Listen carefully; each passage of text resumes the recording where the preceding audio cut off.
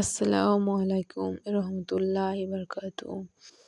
আজকে ভিডিওতে ইব্রাহিম আলাইহিস সালাম স্ত্রী ও সন্তানের জন্য আল্লাহর কাছে যে দোয়া করেছিল সেই দোয়াটি পাঠ করব।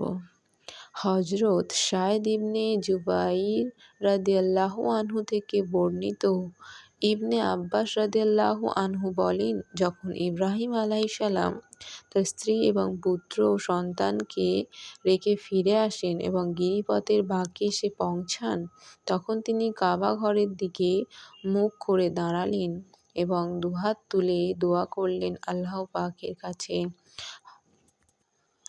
এই দোয়াটি সূরা ইব্রাহিমের ৩৭ নম্বর আয়াত হিসেবে নাজিল করেন, আর তা হলো বিসমিল্লাহির রহমানির রহিম। রব্বানা ইন্নী আসকানতু মিন যুররিয়াতি বিওয়াদিন গায়রি যি যারইন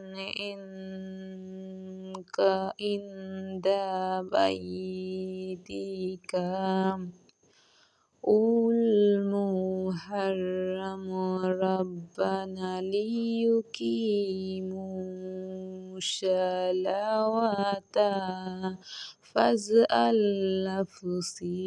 আফসিদাতাম মিনান নাসি তাহওয়া ইলাইহিম ওয়ারযুকহুম মিনাস সামারাতি লাআল্লাহুম ইয়াশকুরুন। এর অর্থ হলো, হে আমাদের প্রতিপালক, তোমার পবিত্র ঘরের নিকটে এমন এক ময়দানে আমার স্ত্রী ও পুত্রকে রেখে যাচ্ছি যা শস্যের অনুপযোগী এবং জ্ঞানশূন্য নির্জন প্রান্তর মরুভূমি। হে প্রভু, এই উদ্দেশ্যে যে তারা নামাজ প্রতিষ্ঠা করবে, অতএব তুমি লোকেদের মনকে এদিকে আকৃষ্ট করে দাও এবং প্রচুর ফল ফলাদি দ্বারা এদের রিজিকের ব্যবস্থা করে দাও, তারা যেন তোমার শুকরিয়া আদায় করতে পারে।